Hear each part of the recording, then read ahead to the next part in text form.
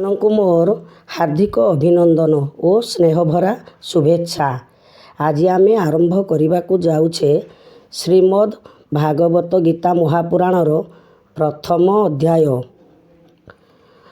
ନମଇ ନୃସିଂହ ଚରଣ ଅନାଦି ପରମ କାରଣ, ଯା ବିନୁ ଆଦି ମଧ୍ୟ ଅନ୍ତ, ବିଘ୍ନରେ ନ ଘଟେ ଜଗତ। ଇନ୍ଦ୍ରିୟ ଅର୍ଥ ଯେ ଜାଣଇ, ସବୁବେଳେ ନିତ୍ୟ ପ୍ରକାଶଇ। ଆନନ୍ଦ ମନେ ବେଦ ସାର, ବ୍ରହ୍ମାରେ ଯେ କଲା ନିସ୍ତାର। ଯାହାର ରୂପ ହୃଦେ ଚିନ୍ତି, ବେଦ ପୁରୁଷ ନ ଜାଣନ୍ତି। ମୃତ୍ତିକା ବିଚାର ଯେ ମନ୍ତ, ଜଳରେ ହୁଅଇ ଜନ୍ମିତ। ଜଳେ ଉପଳ ବୁଦ୍ଧି କରି, ମୃଗ ତୃଷ୍ଣାରେ ଯେନେ ବାରି। ରୂପ ରୂପ ସ୍ଥିତି ତିନି, ଯାର ଗୋଚରେ ଅନୁମାନି।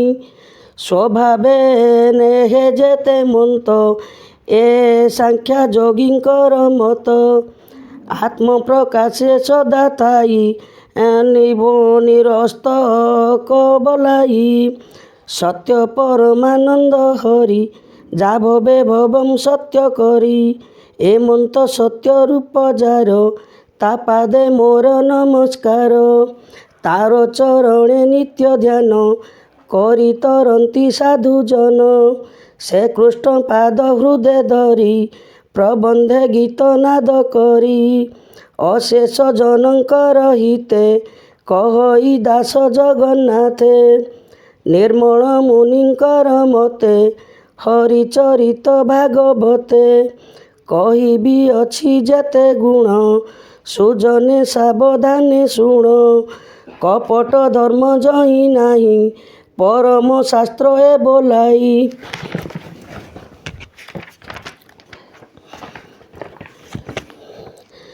ଯେ ସାଧୁ ଜନଙ୍କର ଧର୍ମ, ମାୟା ଚର୍ଚ୍ଚିତ ଶୁଦ୍ଧ କର୍ମ। ଯେ ଧର୍ମ ଯହି ଅନୁମାନି, ଏଣେ ସଂସାରେ ଯେନେ ଜ୍ଞାନୀ। ନାହିଁ ତାଙ୍କ ଅହଙ୍କାର, ସହିଷ୍ଣୁ ଭୂତେ ଦୟାପର। ତାଙ୍କ ବିଘ୍ନରେ ଧର୍ମ ଯେତେ, ଶୁଣ କହିବା ଦୃଢ଼ ଚିତ୍ତେ। ଲକ୍ଷ ଲକ୍ଷ ଯେତେ ପ୍ରାଣୀ, ବୋଧ ଚିନ୍ତାରେ ପରିମାଣି। ଯେ ବସ୍ତୁ ଅଛି ଯହିଁ ପୁରୀ, ଯାହା ଚିନ୍ତନ୍ତି ବ୍ରହ୍ମଚାରୀ।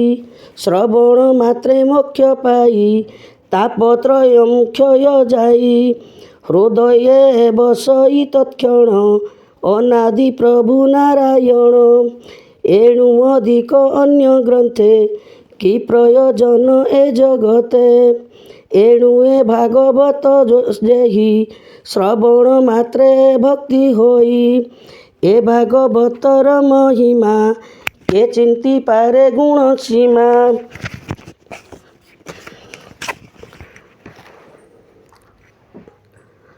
କେ ଚିନ୍ତି ପାରେ ଗୁଣ ସୀମା, ଏ ଭାଗବତର ମହିମା। ସକଳ ଶାସ୍ତ୍ର ଫଳ ଏହି, ଶ୍ରୀ ଭାଗବତ ନାମ ଯେହି। ସକଳ ଦେବ ହୋଇ ବୃକ୍ଷେ, ଫଳ ଫଳିଲେ ଅନ୍ତରାକ୍ଷେ। କେବେ ଦିନେ ପାଚି ତଳେ, ବୃକ୍ଷ ପଡ଼ିଲେ ବାୟୁ ବଳେ। ଶୁକ ଧାଇଁଲେ ତାହା ଦେଖି, ପକ୍ଷୀଙ୍କ ସଙ୍ଗତ ଉତ୍ପେଖି। ତ ସେ ଅଧରେ କ୍ଷତ କଲା, ଭିତରେ ସୁରଙ୍ଗ ଦିଶିଲା। ତହୁଁ ଗଳିଲା ରସ ସାର, କିଏ ବା ଦେବା ପଟାନ୍ତର। ଅମୃତ ନିନ୍ଦେ ସ୍ୱାଦୁ ବଳେ, ସୁଜନେ ପିକ ଅନୁକ୍ଷଣେ। ଆନନ୍ଦେ କର ସୁଧା ପାନ, ଯେଣେ ପାଇବ ଦିବ୍ୟ ଜ୍ଞାନ। ଏ ରସ ଚାରି ବେଦ ମୂଳ, ନିଗମ ବୃକ୍ଷର ଏ ଫଳ। ପିକ ଜୀବନ ଅନ୍ତ ଯାଏ, ଯେତେ ବଞ୍ଚିବ ମାୟା ମୋହେ। ଏବେ ହେ ଶୁଣ ସାବଧାନେ, ହରିଚରିତ ଶୁଦ୍ଧ ମନେ। ସର୍ବଦେବଙ୍କ ରମ୍ୟ ସ୍ଥାନ, ନାମ ତା ନୈମିଷାରଣ୍ୟ। କଳିର ଆଗମନ ଦେଖି, ମୁନି ଏ ସ୍ଥାନ ଉପଲକ୍ଷୀ। ସୌନକ ଆଦି ମୁନି ଗଣେ ମିଳିଲେ ନୈମିଷରଣେ। କଳି କଳୁ ସେ ଭୟ କରି ମୁନିଏ ଏକାନ୍ତେ ବିସ୍ତାରୀ। ସଂକଳ୍ପ କରି ଏକ ତୁଲେ ମହାସୁ ଯଜ୍ଞ ଆରମ୍ଭିଲେ। ଜାଣନ୍ତି ଶୁଭପ୍ରଦ ବାଞ୍ଛା ସ୍ୱର୍ଗାଦି ଲୋକେ କଲେ ଇଚ୍ଛା। ସକଳେ ମିଳି ପ୍ରାତଃକାଳେ କର୍ମ ସମ୍ପାଦିଣ ନଳେ। ସୁତ ମୁନିଙ୍କି ପୂଜା କରି ବସିଲେ ସକଳେ ଆବରି। ସକଳ ମୁନି ସୁଧ ମନେ ପୁଛିଲେ ଅମୃତ ବଚନେ।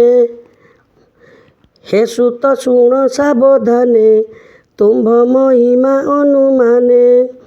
ସର୍ବପୁରାଣ ଇତିହାସ ଶୁଣିଲୁ ତୁମ୍ଭର ସକାଶ। ସଂସାରେ ଧର୍ମଶାସ୍ତ୍ର ଯେତେ ସର୍ବଗୋଚର ତୁମ୍ଭ ମତେ। ବୈଦଚିତଙ୍କ ମଧ୍ୟ ଶ୍ରେଷ୍ଠ ଯେ ମୁନି ବ୍ୟାସ ମୁନି ତପନିଷ୍ଠ। ତାହାଙ୍କ ଶିଷ୍ୟ ଅଟ ତୁମ୍ଭେ ଏକଥା ଭଲେ ଜାଣୁ ଆମ୍ଭେ। ପୂର୍ବେ ଯେ ଥିଲେ ବହୁ ମୁନି ତାଙ୍କ ବଚନ ଅଛୁ ଶୁଣି। ସକଳ ଶାସ୍ତ୍ର ତୁମ୍ଭ ତାହିଁ ବେଦ ପୁରାଣେ ଯେତେ କହି। ବ୍ୟାସଙ୍କ ଅନୁଗ୍ରହ ଘେନି ସକଳ ଶାସ୍ତ୍ରେ ତୁମ୍ଭେ ଜ୍ଞାନୀ। ଦଇବେ ଅଛି ଏହି ମତ ସେ ଶିଷ୍ୟ ଗୁରୁଙ୍କ ଭାବତ। ଶିଷ୍ୟ ଭକ୍ତିରେ ଦୟା ବହେ ସକଳ ଗୁପ୍ତ ତତ୍ତ୍ୱ କହେ। ଏଣୁ ବ୍ୟାସଙ୍କ ଶିକ୍ଷା ଯେତେ ପ୍ରକାଶ ଆମ୍ଭର ଅଗ୍ରତେ। ନିଶ୍ଚୟ ଏକାନ୍ତ ଶ୍ରେୟ ଯେତେ ଏ ଜୀବ ତରିବ ଯେ ମନ୍ତେ। ଯେ ବଣ ତୁଟଇ ବିଷ୍ଣୁ ମାୟା କହ ଆମ୍ଭଙ୍କୁ ଦେବେ ଦୟା। ଏ କଳି ଯୁଗେ ଯେତେ ପ୍ରାଣ ଅଳ୍ପ ଏ କଳି ଯୁଗେ ଯେତେ ପ୍ରାଣୀ ଅଳ୍ପ ଆୟୁଷ ପରିମାଣୀ। ସ୍ୱଭାବେ ମହାମତି ହନ୍ତି ପ୍ରାଣୀଙ୍କି ଉପଦ୍ରବ ଚିନ୍ତି। ଯୁଗ ବ୍ୟବହାରେ ପରିମାଣୀ ସକଳ ଧର୍ମ ତୁମ୍ଭେ ଜାଣି। ଯେ ଧର୍ମ ଶୁଭ ତୁମ୍ଭ ମତେ ସାର ଉଦ୍ଧାରି ଦୃଢ଼ ଚିତେ। କହ ସଂସାରେ ପ୍ରାଣୀଙ୍କର ଯେ ମନ୍ତେ ମାୟାରୁ ନିସ୍ତାର। ଯେଣେ ପ୍ରସନ୍ନ ହୁଅନ୍ତି ହରି ଏ ଜୀବ ଆତ୍ମାକୁ ଉଦ୍ଧାରି। ତୁମ୍ଭେ ପ୍ରସନ୍ନେ ଯୋଗ ବଳେ ପ୍ରକାଶ କର ମହି ତଳେ। କି ପ୍ରୟୋଜନେ ଜଗନ୍ନାଥ ଦେବକୀ ଉଦରେ ସମ୍ଭୂତ। ସେ ହେତୁ କହ ଶୁଦ୍ଧ ଚିତ୍ତେ ଆମ୍ଭେ ପଚାରୁ ଜନହିତେ। ସଂସାରେ ଯାର ଅବତାର ପ୍ରାଣୀ ମଙ୍ଗଳ ବୁଦ୍ଧିକାର। ଜଗତ ତାଳେ ସେ ଚରିତ ତୁମ୍ଭେ ତା ବର୍ଣ୍ଣନେ ସମର୍ଥ। ଘୋର ସଂସାରେ ପ୍ରାଣୀ ପଡ଼ି ଆତ୍ମା ନିସ୍ତାର ପଥ ହୁଡ଼ି। ଯାହାର ନାମ ଉଚ୍ଚାରିଲେ ସଂସାରୁ ତରି ଯାନ୍ତି ଭଲେ। ସେ ଭୟ ଜୀବ ତେଜ ହରେ ସେ ହରି ନାମ ଶୁଣି ଡରେ। ଯାର ଚରଣ ଆଶ୍ରୟ କରି ପବିତ୍ର ହୁଅନ୍ତି ବ୍ରହ୍ମଚାରୀ। ଶୁଦ୍ଧ କରନ୍ତି ସର୍ବଜନେ ଗଙ୍ଗା ଯେ ସନେ ସ୍ନାନ ପାନେ। ଯାହାର ଯଶ ପୁଣ୍ୟ ଶ୍ଲୋକେ ମୂର୍ଖେ ଭଣନ୍ତି ସର୍ବଲୋକେ। କଳି କଳୁଷ ନ ଲାଗଇ କେବା ନ ଡରେ ଏହା ଗାଇ। ଯା ଯଶ ଗାଇ ମୁନି ଗଣେ ସୁଖେ ତରନ୍ତି ଭବ ବନେ। ଯେ ହରି ବ୍ରହ୍ମାଣ୍ଡ ଭିତରେ ଲୀଳା ସରାଗେ ଅବତରେ। ବିଶ୍ୱ ଉତ୍ପତ୍ତି ସ୍ଥିତି ନାଶ କି ରୂପେ କଲେ ତା ପ୍ରକାଶ। ମତ୍ସ୍ୟାଦି ଅବତାର ମାନ ଧରିଣ ପ୍ରଭୁ ଭଗବାନ। ଆତ୍ମାର ଯୋଗ ମାୟା ବଳେ ବିହରେ ଅବନି ମଣ୍ଡଳେ। ସେ ହରି ସ୍ୱଚ୍ଛ ଶୁଭ କଥା କହ ହେ ସୁତ ଧର୍ମ ଜ୍ଞାତା। ତାର ମହିମା ଶୁଣି ନିତ୍ୟେ ତୋଷଣ ଲାଗୁ ଆମ୍ଭ ଚିତେ।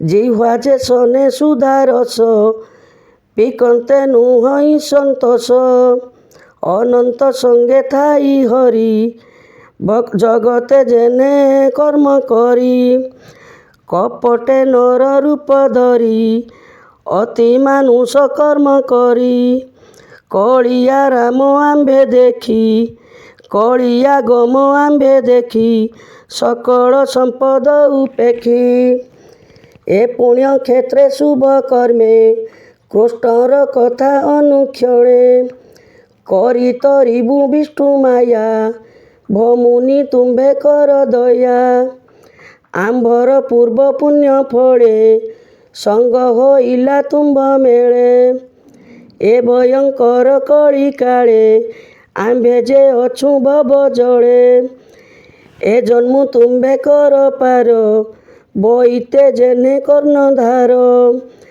ଯେ ହରି ବ୍ରାହ୍ମଣ ବଚଳ ସର୍ବଦେବଙ୍କ ଆଦି ମୂଳ କବଚ ଯେନୁ ଧର୍ମ ଅଙ୍ଗେ ସୁଖେ ବିହରେ ନାନା ରଙ୍ଗେ କଳିଆ ଗମେ ଭଗବାନ ଗମିଲେ ଆପଣା ଭୁବନ ଯେ ଧର୍ମ ସଂସାର ରଖିବ ସେ କାହିଁ ଶରଣ ପଶିବ ଏ କଥା କହ ମୁନିବର ଆତ୍ମସଂଶୟ ଯାଇ ଦୂର